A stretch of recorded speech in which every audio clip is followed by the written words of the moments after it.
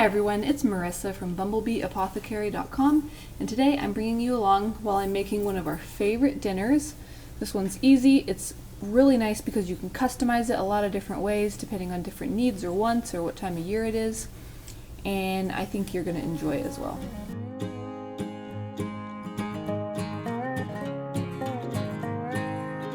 So something that I've been really liking is to sort of have a plan, sort of a template, sort of a plan in my head. I don't sit down and plan out specific meals each week. I like to take a bunch of pieces of meat out of the freezer, put them in the refrigerator, out in the garage for the week, and let those defrost, and then each day kind of get more specific about what I'm going to do with each one. And then the other part of this sort of loose planning method is that I like to do sort of like a theme for a lot of days. So on Monday, we've been usually having roasts. Every Monday will be a roast or at least something similar to that. And then Tuesday, I like to call it Taco Tuesday and do a Mexican type themed dinner on that day. Usually it's been tacos or burritos, and that's what we're doing today. But the other themes that I have are every Sunday we do burgers, and then every Thursday an Italian themed meal, and then liver pate every Friday or Saturday, depending on what else we have going on. And then whatever day I don't make liver pate on, I'll do something else. It might be steaks, it might be brisket, or something like that. And then Wednesday is usually a slow cooked type of a stew type of a meal, so beef stew, lamb stew, something like that. So it's kind of the loose template that I've been following as I figure out what to make for dinner each day. But today is Tuesday, and we're doing our Mexican theme, and we're doing tacos today. So I'm going to show you my version of tacos on this particular day. First thing I'm doing is just getting some ground beef going. I have some grass-fed ground beef that I'm putting into my cast iron skillet on the stove, and to that I'm adding some salt as well as some garlic powder, some onion powder, and also some dried chipotle seasoning. I'll do different seasonings. Sometimes I leave this out entirely and just do the salt, onion, and garlic. Sometimes I'll do chili powder. It just depends. I try to not let it get too spicy because we have little kids who don't really enjoy very spicy food yet, and plus that's not good for a little baby to have. It seems like spicy foods kind of upset them when they're really tiny and nursing a lot, and so I'm just avoiding the really spicy stuff for now, but that's what I'm doing today. Onion, garlic, and then the little bit of the dried chipotle seasoning. So I'm just browning that, and then while that's cooking, I'm going to go ahead and also get some lard melting in my other skillet. We are doing some sprouted corn tortillas with our tacos today, and I like to fry those in either lard or tallow, and today I'm using lard, so I'm just getting that heating in the other skillet. So to cook the tortillas, I just have the oil heated up. I had to turn down the heat just a little bit. I'm doing some multitasking here, but I usually just put a tortilla in, let it fry for like a minute on one side, flip it over, let it go for another minute on the other side, and then take it out. I try not to let them get too crispy because I want them to still be able to fold so that I can make tacos with them easily.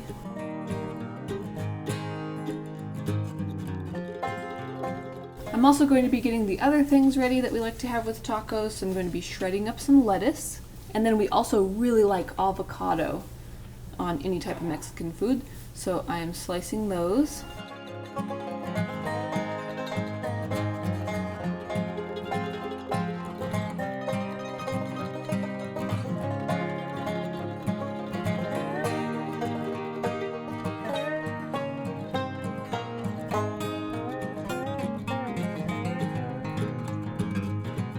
And then this is the brand of tortillas that I'm using, these sprouted corn tortillas, and we really like them. They're organic, non-GMO, and they're sprouted, so it's a nice properly prepared grain option when it comes to tortillas. And now that everything is ready, we're just going to go ahead and assemble these tacos.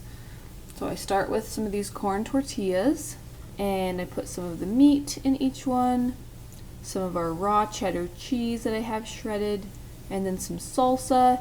Here's a quick tip that I like. So when you have toppings for foods, it's a great opportunity to add in probiotic food. So one of the things that these toppings and condiments did traditionally was to provide digestive support. So I like to bring that back whenever possible, and you know how I always like to try to add fermented food with every meal. A lot of times we'll be having sauerkraut, sometimes pickles, cultured dairy, different things like that. But I like to try to broaden that as much as I can. So one of the things that I love to do is to either make my own fermented toppings and condiments, or get a clean store-bought version that's just like something that I would have made at home, and then add either whey or sauerkraut brine to it and let it ferment on the counter for just like a day or half a day. And then you have a nice fermented topping that will give you a really good digestive and probiotic boost to your meals. So that's one of my favorite things that I like to do. So for example, I like to make my own salsa when I can, but when things are just too busy, then I get a clean organic salsa, add some sauerkraut brine or whey to it, usually 2 or 3 tablespoons per container, stir it around, let it sit on the counter, and then it's ready to go. We're also using some cultured cream. We like to either do a really clean organic cultured sour cream with live probiotics and no additives, or our homemade cultured cream. Either one we like. We're also topping it with some lettuce and then some of that avocado. And then for dessert tonight, I wanted to do a fun little treat that's really fast and easy and everybody loves it. It's just a 2-ingredient berry ice cream type of a thing.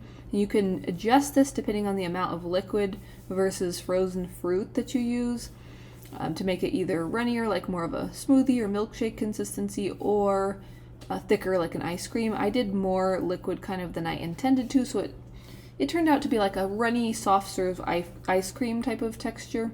But all you do is you add the amount of frozen fruit that you want, and then raw milk, and then whip it up in the blender. A food processor actually works also. But this is one of our favorite things because it's so fast and easy and everybody loves it. And then you can all enjoy watching me overfill my blender and have it spill all over the place. One of these days I need to come to terms with the fact that as our family is growing, I really need to split this up into 2 separate batches so I don't create such a big mess. I should probably start that now, and next time I make this, 2 batches. But anyway, I didn't quite do that today, so we had a little bit of a mess, but that's all right. Got that all cleaned up and then served it into some bowls, and we enjoyed this. Today we're eating dinner out on the patio because I'm going to show you in a second here. We were having a little bit more work done on the inside of the house, so stay tuned and I'll give you a peek of that.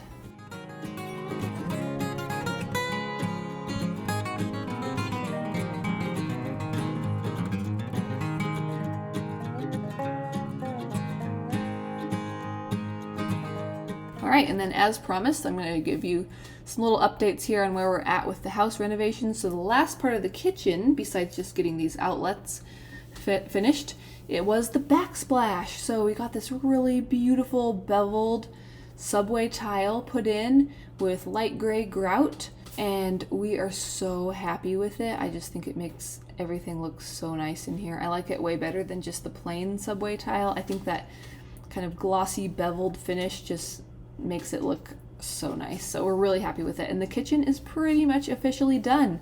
We need to put a light fixture above the island. We have it. We just need to have it put up. We need to switch out those outlets so that they're the new white color and put plates on them, and then it's good to go. So we're really excited. And then while I'm filming these videos, we have some other stuff going on. We have some drywall being put in on the ceiling of the dining room. So we have plastic all over everything, and this area kind of cordoned off with plastic. But right now, here's what that looks like. We have the drywall hung, and then the next day, they just need to come and do the taping and mudding, and then after that, texture, and then that will be good to go. So we had to take these beams out that used to be there because they just kind of ended where those upper cabinets were with the old cabinets that we got rid of, and we weren't planning on doing more upper cabinets, so they just kind of ended and looked odd. So we thought it would be best if in this section we just go ahead and get rid of the beams and extend the drywall all over the dining room. So pretty soon we'll get that light fixture hung over the island and over the table. So stay tuned and I'll keep bringing you along as we do more and more things to this place to kind of get it updated and looking better. But yeah, we're really excited about that kitchen coming together. Okay, I hope that you enjoyed coming along and seeing what we made for dinner tonight with our tacos, kind of a nutrient-dense twist on tacos with our sprouted corn tortillas, our grass-fed meat, our different fermented foods that we added, and just our version of these. So like I said, We will do like a Mexican theme, and lately it's been tacos or burritos, but it could be anything. We could do like an enchilada type dish, it could be taco salad, anything. But I like keeping those themes to kind of give me a loose template to work from when I'm planning out my meals each day. So I hope that you enjoyed seeing that. Be sure and check out that description box for different things that I've made for you. I have meal plans, ebooks, some free ebooks, other goodies that I've made. Also check out those links to different things that we really like to use in case you're looking for any of those particular things. We have our water filter down there where we like to buy probiotics, organic clothing, different things like that. If you did like this video, give it a thumbs up, share it with anybody else who you think would find it interesting or helpful. And if you're new to my channel, please hit that subscribe button. I get out new videos every week on nourishing recipes and natural living. Thanks so much for watching. See you next time. Bye.